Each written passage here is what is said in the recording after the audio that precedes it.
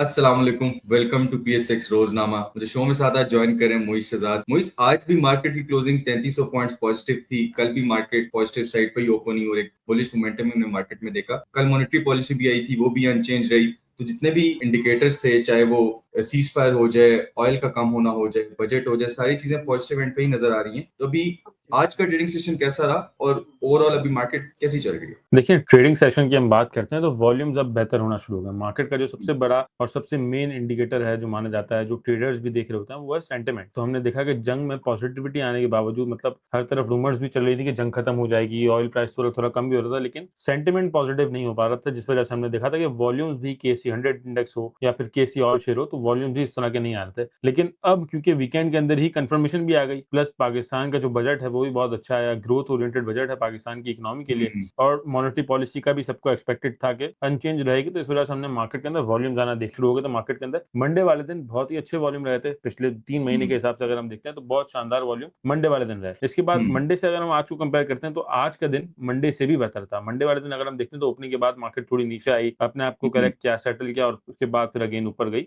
यानी कि मंडे वाले दिन ज्यादा गैप अप ओपनिंग थी, और आज मार्केट सिर्फ और सिर्फ 1000 पॉइंट प्लस ओपन हुई। उसके बाद सुकून सुकून से मार्केट के अंदर बाइंग आई, अच्छे वॉल्यूम आए, और 3300 पॉइंट प्लस इंट्राडे हाई की तरफ मार्केट बंद हुई, जो कि बहुत ही अच्छी बात है। और हम इंडेक्स की बात करते हैं या पूरे सेक्टर्स वाइज बात करते हैं, तो मॉनेटरी पॉलिसी के अंदर जो सबसे मेन इंपॉर्टेंट सेक्टर था अनचेंज रहने का, जो सबसे पॉजिटिव इंपैक्ट आना था, वो सीमेंट सेक्टर को आना था, क्योंकि सब एक्सपेक्ट करते कि थोड़ा बहुत बढ़ सकता है, और सीमेंट सेक्टर को इंटरेस्ट रेट बढ़ने का ज्यादा नुकसान होता है क्योंकि लोन ज्यादा लिया हुआ होता है कंपनी ने। लेकिन आज हमने देखा कि सीमेंट सेक्टर पे कोई खासा इंपैक्ट नहीं आया। सीमेंट सेक्टर मंडे वाले दिन ऑलरेडी बढ़ चुका था। आज जो मेनली इंपैक्ट आया मार्केट में वो कमर्शियल बैंक के ऊपर आया। तकरीबन 1850 पॉइंट प्लस हुए सिर्फ और सिर्फ कमर्शियल बैंक के। उसके बाद फिर एंग्रो होल्डिंग के अच्छे पॉइंट्स ऐड थे आज मार्केट के अंदर, यूबीएल के अकेले 800 पॉइंट ऐड थे। तो अक्रॉस द बोर्ड मार्केट के अंदर बाइंग थी। और एक और बहुत अच्छी बात वो ये है कि कल के दिन की अगर हम मार्केट देखते हैं तो कल के दिन गोरा भी बायर था, यानी कि जो फॉरनर है वो कंटिन्यूसली पहले सेल कर रहा था, और अब उसकी भी बाइंग स्टार्ट हो चुकी है मार्केट में, जो कि बहुत ही पॉजिटिव न्यूज है। और जितने भी जो तलवारें लटक रही थी पाकिस्तान की इकोनॉमी के लिए, जिसके अंदर जंग हो, जंग की वजह से ऑयल की प्राइस का बढ़ना हो, इन्फ्लेशन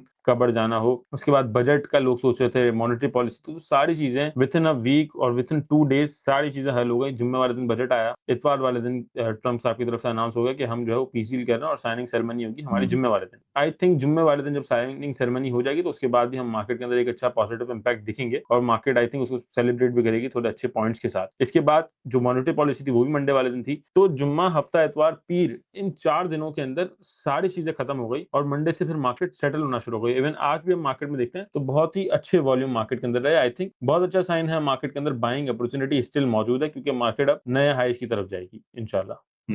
मोइज, हमने देखा कि मॉनेटरी पॉलिसी जो अनचेंज रही उसको भी मार्केट ने एक पॉजिटिव साइड के ऊपर ही लिया है मेरा ख्याल है। और अभी आगे जो सीज फायर हो जाएगा, वो जब प्रॉपर वो सेरेमनी भी हो जाएगी, उसका भी एक पॉजिटिव मजीद हम इम्पैक्ट देखेंगे। इंडेक्स को अगर हम देखते हैं मोइज, अभी तो हमें क्या आउटलुक नजर आ रही है आने वाले कुछ दिनों के? देखिए, इंडेक्स के लिए मैं साथ स्क्रीन शेयर कर रहा हूँ, आप जरा देख लें। स्क्रीन मैंने शेयर कर दी है, चार्ट मैंने प्रॉपर बनाया हुआ है इसके अंदर, क्योंकि डेली का भी होता है। तो ये डेली टाइम फ्रेम के ऊपर हमारा पूरा चार्ट दिख रहा है, जो पैरेलल चैनल हमारा बना हुआ होता है 6:30 और 12 बजे वाली जो थ्योरी है हमारी डॉक्टर साहब की, तो वो बिल्कुल फॉलो हुए। यहाँ पर भी बॉटम लगा, उसके बाद यहाँ टॉप, फिर यहाँ बॉटम, जंग की वजह से। जंग तो आई थिंक पहले थी, वाली जंग थी यहाँ पे, और उसके बाद ये भी बॉटम लगा। और उसके बाद अब मार्केट जो है वो कंटिन्यूसली इस एक छोटे से फेज के अंदर, जहाँ पे अगर आप देखें तो बहुत सारी सपोर्ट रेजिस्टेंस मार्क हुई भी है, और अब मार्केट यहाँ से बड़ी स्पीडी जो है वो बड़ी है यहाँ से गैप छोड़ने के बाद। अच्छा, बहुत सारे लोग सवाल करते हैं कि ये जो बीच में गैप छोड़ा हुआ है, या ये वाला जो गैप छोड़ा हुआ है, ये भी तो मार्केट फिल करेगी। देखिए, जब मार्केट के अंदर सेंटिमेंट पॉजिटिव होता है ना, तो गैप्स मार्केट नहीं दिखती है, मार्केट सीधी ऊपर जाती है। और उसके बाद फिर जब सेंटिमेंट खराब हो जाता है, न्यूज चारों तरफ से खराब आने लग जाती है,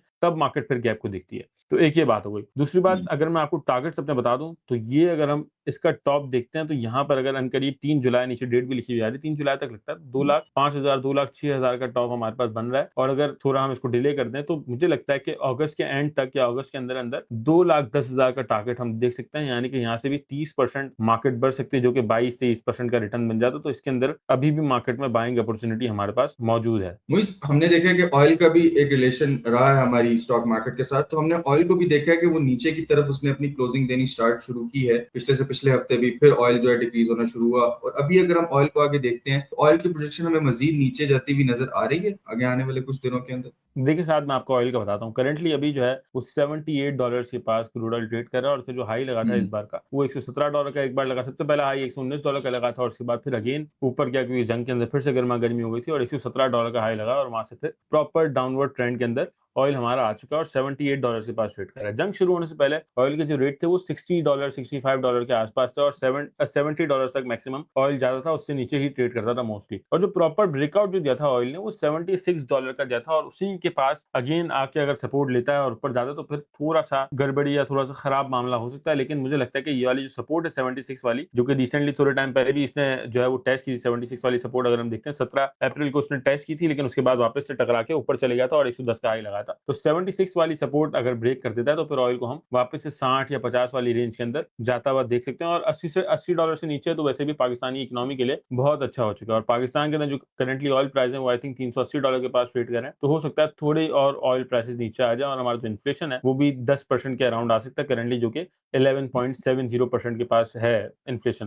तो सारी चीजें अंडर कंट्रोल है। और एक और पॉजिटिव न्यूज जो कि हमारा पॉजिटिव साइन है वो ये है कि अगर मॉनेटरी पॉलिसी हम देखते हैं तो उसके अंदर जो प्रॉपर पॉलिसी आती है उसके अंदर ये भी बताया था कि इन्फ्लेशन अब अंडर कंट्रोल आ जाएगी, क्योंकि इंटरनेशनल मार्केट के अंदर ऑयल भी नीचे आ चुका है। और जिस तरह का बजट दिया है, तो अगर आप बजट देखें तो बजट के अंदर भी कहीं जंग की बात या फिर कहीं जो है वो इन्फ्लेशन या कहीं ऑयल की प्राइस की बात नहीं हुई है। यानी कि सारी चीजें, और गवर्नमेंट खुद भी पॉजिटिव ऑयल प्राइस को लेके, तो सारी चीजें अंडर कंट्रोल है, कोई मसला नहीं है ऑयल प्राइस का भी। और अभी स्ट्रेट ऑफ हॉर्मुज़ खुल जाएगी तो जो डिसरप्शंस थी वो भी खत्म हो जाएंगी। और ये जो बजट आया भी था इसमें आईएमएफ के जो पॉइंट्स थे गवर्नमेंट ने इस बजट के अंदर उसको भी पूरा किया। तो मेरा ख्याल है कि हर तरफ से एक पॉजिटिव आउटलुक किया। मुझे मैं स्पेसिफिक स्टॉक्स की तरफ आऊंगा। अभी जैसे हमने देखा है कि ऑलमोस्ट हर सेक्टर को कोई ना किसी किस्म का रिलीफ मिला है, या जिस तरह चीजें थी उसी तरह कंसिस्टेंट रही है। नेगेटिव साइड उस तरह नहीं है किसी सेक्टर या स्टॉक के ऊपर। तो एक इन्वेस्टर को क्या करना चाहिए? जैसे कल हमने देखा सीएसएपी को कैप लगा, और भी डिफरेंट स्टॉक्स थे जिनको कैप लगा। तो आज के दिन कमर्शियल बैंक्स चले हैं। एक इन्वेस्टर्स के लिए एक ठीक पिक और कौन से स्टॉक्स हैं जिनमें वो ज्यादा काम कर सकते हैं, एक अच्छी स्विंग के लिए भी और इन्वेस्टमेंट के लिए? देखिए जो सीएसएपी की आपने बात की, तो अभी जो है कंटिन्यूसली न्यूज आ रही है कि ईरान से डायरेक्टली हमें गैस का कोई मुआहदा हो जाएगा हमारा, जिससे एसएसजीसी और एसएनजीपी को भी फायदा होगा, और ऑब्वियसली उनके लिए जो पाइपलाइंस होती हैं वो भी बिछेंगी। तो पाइपलाइंस के अंदर सबसे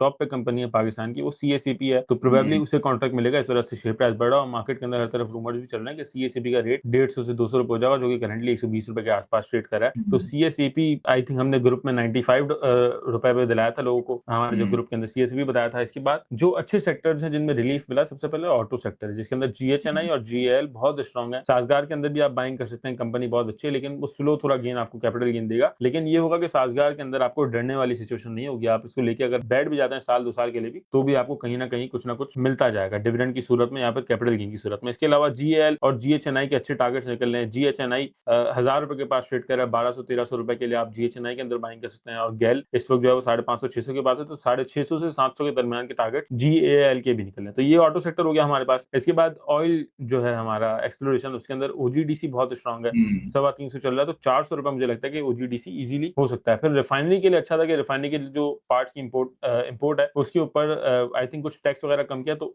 रिफाइनरी सेक्टर भी बहुत ज्यादा बेनिफिशियल रहेगा, जिसके अंदर चारों रिफाइनरी आ जाती है। सबसे टॉप पर अटक रिफाइनरी आई वुड सजेस्ट, और उसके बाद नेशनल को भी हम छोड़ देंगे, पाकिस्तान रिफाइनरी को भी हम छोड़ देंगे। सिनर्जी बिल्कुल जो पेनी स्टॉक है, क्योंकि अगर रिफाइनरी अपग्रेड होती है तो सबसे ज्यादा बेनिफिट सिनर्जी को मिलना है, क्योंकि सबसे बड़ी रिफाइनरी पाकिस्तान की। तो ये दो शेयर्स हैं, एक सबसे टॉप का और एक सबसे बॉटम का पेनी स्टॉक, जिसके अंदर अच्छे कैपिटल गेन के चांसेस मौजूद है। इसके बाद सीमेंट सेक्टर, आपको पता है मेरा फेवरेट सबसे मैपल लीफ सीमेंट है। तो मैपल लीफ सीमेंट के अंदर भी अगर आप बाय करते हैं, और मैंने अपने मिड डे मूव जो मैं बनाता हूँ उसके अंदर 88 रुपीज पर कॉल दी थी मैंने, और के बाद ही बजट आ गया और एक दिन के अंदर ही हमारे टारगेट अचीव हो गए 98-99 के। तो स्टिल मैपल लीफ सीमेंट अभी भी अंडर वैल्यू है, उसके अंदर अभी भी आप बाइंग कर सकते हैं। इसके बाद डीजी खान सीमेंट, क्योंकि ग्रुप बहुत अच्छा है, निशात मिल बहुत अच्छा है, तो इस तरह के सेक्टर्स है। प्लस बैंक्स अभी भी परफॉर्म नहीं कर रहे। फैसल बैंक, इस्लामिक बैंक की बात कर रहा हूँ, फैसल बैंक के अंदर अभी भी बहुत सारी जगह मौजूद है। और कल परसों की बात है कि सोहेल साहब ने अपने जो सोशल मीडिया था उन पर भी पोस्ट की थी, फैसल बैंक की 94-95 के बाद बाय करते हैं अगर हम। जिस तरह आप स्टॉकिफाई की कॉल्स हमारे व्हाट्सएप चैनल पे देखते हैं, सोशल मीडिया के ऊपर देखते हैं, हम शोज में भी कवर कर रहे होते हैं, अगर आप इसी तरह कॉल से फायदा उठाना चाहते हैं या स्टॉकिफाई के साथ जुड़ना चाहते हैं, तो स्विंग विद स्टॉकिफाई हमारा व्हाट्सएप ग्रुप है, जिसको आप ज्वाइन कर सकते हैं, जिसमें आपको swing trade calls, investment calls, उन calls related strategies, live market analysis, 26 live Zoom sessions जिसमें आप आके अपने पोर्टफोलियो से रिलेटेड डिस्कशन कर सकते हैं। डेडिकेटेड फॉर क्लाइंट्स होता है ये। इसके अलावा अपने पोर्टफोलियो रिव्यू भी करवा सकते हैं हम जितने भी एडवाइजर्स हैं उनसे, और इसके अलावा ट्रेडिंग डेस्क की फैसिलिटी भी होती है। कोई भी आपका सवाल हो, किसी कॉल से रिलेटेड क्वेरी हो, टीम वहां पे अवेलेबल होती है आपको एक बेटर डिसीजन मेकिंग में असिस्ट करने के लिए। नंबर है 0336244466। आपने बस एक व्हाट्सएप करना है, तो आपको तमाम तफसीलात भी मिल जाएंगी और आप इस ग्रुप का हिस्सा बन सकते हैं। तो अच्छे गेन हमारे पास 20% तक के कैपिटल गेन फैसल बैंक में हमें मिल सकते हैं। तो ये कुछ स्टॉक्स है जिनके अंदर अगर आप बाय करते हैं तो आपको अच्छा रिटर्न मिलता है। अब स्ट्रेटजी की जहां तक बात है कि स्ट्रेटजी क्या होगी मार्केट के अंदर, तो मार्केट के अंदर सिंपल है। जब हम देखें, जब 1,20,000 से मार्केट बढ़ी थी 1,80,000 तक, तो प्रॉपर मार्केट के अंदर वॉल्यूम्स आ चुके थे। प्रॉपर मार्केट के आज के अगर वॉल्यूम्स हम कंपेयर करते हैं उस वक्त की मार्केट से, तो आज के वॉल्यूम्स बहुत कम है, क्योंकि पहले तो 1.5 अरब के 1 अरब का वॉल्यूम कम से कम आते थे मार्केट के अंदर। तो उस तरह वाली सिचुएशन अभी आई नहीं है, लेकिन ऑब्वियसली मार्केट में आ जो जाएगी। पार्टिसिपेंट्स उनको डेंट पड़ा है, मार्केट नीचे आई है, क्योंकि जंग कोई भी एक्सपेक्ट नहीं कर रहा था कि एक हफ्ते से ज्यादा चलेगी। जैसे इंडिया पाकिस्तान की 2 दिन में खत्म हो गई इस तरह से, लेकिन 3 महीने जब एक जंग चल जाती है तो फिर बहुत डेंट पड़ जाता है लोगों को, इन्वेस्टर्स को। 20% जो कैपिटल है वो नीचे आ गया है, तो स्लो स्लो कॉन्फिडेंस बिल्ड हो जाएगा, उसके बाद वॉल्यूम्स भी आ जाएंगे। तो जब वॉल्यूम्स आने हैं तो आपने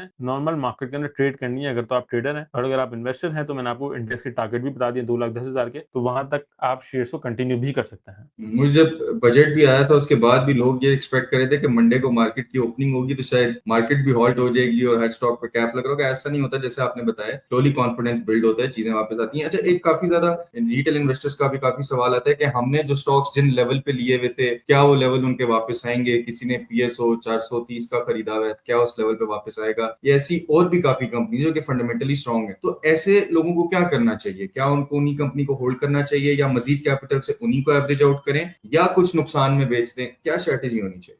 देखिए, सबसे पहले तो हमें उनकी स्ट्रेटजी जाननी पड़ेगी कि उन्होंने पीएसओ का क्या सोच के लिया था, कि वो इन्वेस्ट कर रहे हैं उसके अंदर या फिर ट्रेड कर रहे हैं। अगर तो ट्रेड कर रहे थे तो फिर स्टॉप लॉस लाजमी उनको बांधना चाहिए था, और अगर स्टॉप लॉस नहीं बांधा, कैश है आपके पास और शेयर्स भी रखे हुए पीएसओ के, तो पीएसओ का एज इट इज होल्ड रखें। और जो मार्केट के अंदर अच्छे शेयर्स हैं, जैसे कि जावेदान कॉर्पोरेशन है, मुझे बहुत ज्यादा स्ट्रॉन्ग लग रहा है। एक तो ग्रुप बहुत अच्छा है, प्लस प्रॉपर्टी के ऊपर जो टैक्सेशन कम हुई है तो उससे भी अच्छा बेनिफिट रहेगा। थोड़ी बहुत मार्केट में उसकी सेलिंग चल रही है, लेकिन 140 के अराउंड या 145 के अराउंड अगर मिलता है तो जावेदान कॉर्पोरेशन अगर आप लेते हैं तो पीएसओ के लॉसेज आपको जावेदान कॉर्पोरेशन से आप कवर कर सकेंगे। और पीएसओ के अंदर भी बहुत स्ट्रांग लगता है, लेकिन इट मे टेक टाइम, और अच्छा कैपिटल गेन आपको दे जाएगा फ्यूचर के अंदर पीएसओ। और पीएसओ के अलावा भी अगर कोई आपके पास स्ट्रांग शेयर है, जैसे कि एफएफसी की हम बात करते हैं, 685 रुपए का हाई लगा था, तो लोगों के पास हो सकता है 650 रुपए वाले रखे हुए हों, और अभी 550 570 रुपए चल रहा है, तो स्टिल वो लॉस के अंदर है, तो वो आप होल्ड रखें। अच्छे शेयर्स हैं, फंडामेंटल स्ट्रांग है, तो आप होल्ड रखें। और अगर आपने कोई इस तरह का शेयर ले लिया जैसे कि टॉम सीएल, थोड़े टाइम चला फिर रुक गया, इस तरह का अगर आपके पास कोई शेयर है जैसे कि बीको गया था नॉर्मल, तो वो आप सेल कर दें और कोई अच्छा कोई बेहतर शेयर ले लें जिसकी न्यूज चल रही हो मार्केट के अंदर, जिसमें जिस कंपनी को बजट के अंदर भी रिलीफ मिला हो या फिर जिसको मॉनेटरी पॉलिसी अनचेंज रहने का फायदा हुआ हो, बेनिफिट हुआ हो, तो उसको अगर आप लेंगे तो आपका लॉस जो है वो बहुत जल्दी रिकवर कर जाएगा। मुझे भी काफी 13 आईपीओस भी आ चुके हैं रिसेंटली, जो साल के अंदर हम देखते हैं जो आए और कुछ अच्छे परफॉर्म भी किए हैं। तो क्या ये ठीक मौका होगा नए आईपीओस के अंदर इन्वेस्ट करना भी? जैसे एसपीएसएल भी था, सितारा पेट्रोलियम, उसमें हमने रिकॉर्ड वॉल्यूम्स भी लगते देखे थे बजट से पहले भी। तो सितारा पेट्रोलियम इन्वेस्ट करने के लिए कैसा है? और अभी जो नए आईपीओस आ रहे हैं उनमें से आप अगर बताना चाहें कि किन में वर्थ इन्वेस्टमेंट है तो कुछ बताइए। देखें, अभी जो मुझे 2 वहादत पोल्ट्री फार्म है, ठीक है, उसके अंदर भी आप इन्वेस्टमेंट कर सकते हैं। उसने थोड़ा गेन दिया, लोगों को ज्यादा गेन नहीं दिया। एसपीएसएल के अंदर लाजमी इन्वेस्टमेंट करनी चाहिए, क्योंकि उसकी अर्निंग्स की अगर हम बात करते हैं तो ₹1.21 की क्वार्टरली अर्निंग है और ₹3.60 की अब तक 9 महीने की अर्निंग आ चुकी है। तो ₹1.21 के हिसाब से ₹4.80 ₹4.85 की अर्निंग बनती है। और अगर 5 का मल्टीपल भी जाता है तो भी ₹25 का शेयर बनता है, जो कि आज ₹22.5 पे ट्रेड कर रहा है। तो मुझे लगता है कि ₹35 तक, यानी कि 7 के मल्टीपल पर जा सकता है एसपीएसएल। कम से कम भी थोड़ा टाइम ले सकता है, महीना 2 महीने लग सकते हैं, लेकिन वर्थ इन्वेस्टमेंट है। उसके अंदर आपको डरने वाली कोई सिचुएशन नहीं होगी। इसके बाद जो सर्विस लॉन्ग मार्च का आईपीओ आया, वो तो खैर 2 दिन हुए आए हुए और दोनों दिन कैप ही लगा हुआ है। तो अगर आपको कैप पर भी मिले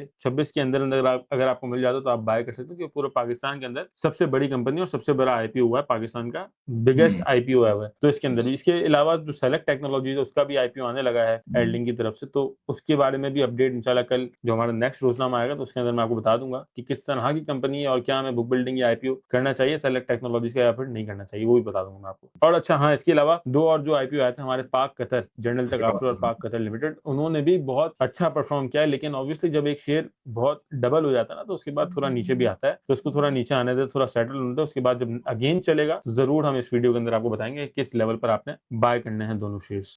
और रही बात स्ट्रेटजी की, तो जो आपका अपना प्लान होता है उसी के साथ स्टिक रहना बहुत जरूरी होता है, ना कि मार्केट जिस तरह चली तो एकदम से आप आप भी इंपल्सिव डिसीजन लेके स्टॉक्स की बाइंग करना स्टार्ट कर दें। आपको अपने प्लान के साथ स्टिक रहना जरूरी होगा। कुछ स्टॉक फंडामेंटली स्ट्रॉन्ग है, इन्वेस्टमेंट के लिए तो एवरेज आउट कीजिए, और अगर ट्रेडिंग के लिए लिया तो फिर आपको स्टॉप लॉस में भी बेचना है और प्रॉफिट भी एक्यूमुलेट करना है। दोनों चीजें जरूरी हैं। मोइज, एक इन्वेस्टर के लिए भी कितना कैपिटल एलोकेशन ठीक रहती है कि वो कोई नए सिलेक्टेड स्टॉक के अंदर काम कर सके, एक अच्छी ट्रेड ले सके? देखिए, अगर आप इन्वेस्टर हैं और आप चाहते हैं कि आपकी किचन इनकम आती रहे या फिर कुछ डिविडेंड, मैक्सिमम डिविडेंड पोर्टफोलियो आपने बनाया हुआ है, तो मेरी सजेशन के हिसाब से 70% आप डिविडेंड, जो बिल्कुल सेफेस्ट पोर्टफोलियो जो होता है ना, उसके अंदर 50 to 70% आपके पास डिविडेंड वाले स्टॉक्स होने चाहिए, जिसके अंदर कैपिटल गेन आपको इतना ना मिले। जैसे कि एफएफसी है, वो आपको कैपिटल गेन इतना नहीं देगा जितना डिविडेंड ही देगा। एफएफसी है, या फिर बैंकिंग के अंदर मीजान बैंक या फैसल बैंक की अच्छी डिविडेंड यील्ड है, तो इस तरह के शेयर्स, मिल्लर ट्रैक्टर हो गया, माड़ी पेट्रोलियम तो खैर इतना नहीं देता, ओजीडीसी हो गया, तो ये अगर आपको अच्छा डिविडेंड दे रहे हैं और कैपिटल गेन के चांसेस कम है, तो 50 to 70% आपके पोर्टफोलियो के अंदर ये शेयर्स होने चाहिए। उसके बाद 30% के अंदर आप जो प्ले कर सकते हैं। 30% के अंदर जैसे कि कोई पेनी स्टॉक आ गया जिसके अंदर हमें लग रहा है कि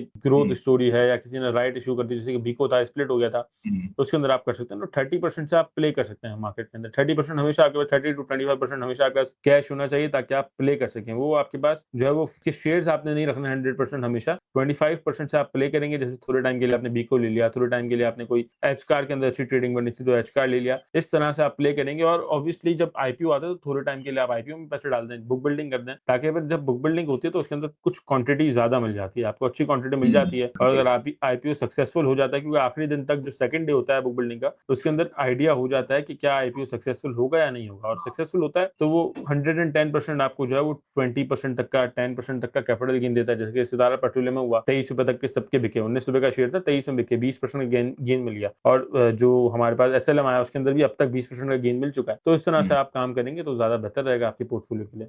ये था आज का PSX रोजनामा। उम्मीद है आपको पसंद आया होगा। और आज की एपिसोड आपको कैसी लगी कमेंट्स में जरूर बताइएगा। कोई भी आपका सवाल हो तो वो भी कमेंट्स में ड्रॉप कीजिएगा। आपसे मुलाकात हुई कल नेक्स्ट एपिसोड के अंदर। तब तक के लिए मुझे और मुइस को इजाजत दीजिए। अल्लाह हाफिज।